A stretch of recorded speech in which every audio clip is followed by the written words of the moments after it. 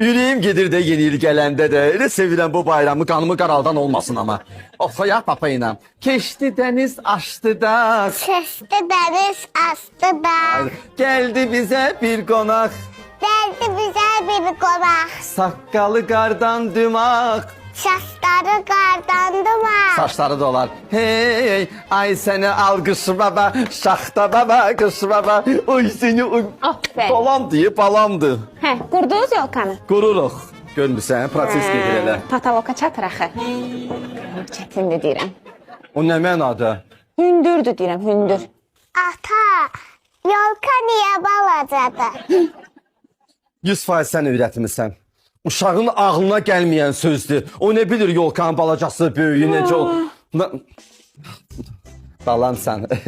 Nə zor. Sən boyatdıqca yolka da böyüyəcək. Deyirəm, uşaq da dilə gəldi. O boyda qəşəng yolkanı qoydun, harda balaca, harda dıngılı var.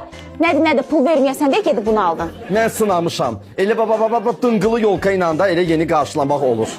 Və sən məni qızışdırma ya. Durub 800 manat mən yolkaya pul verməliydim də. Mən yolkaya 800 manat pul vermiş olsam, gərək o yolka meyvə versin.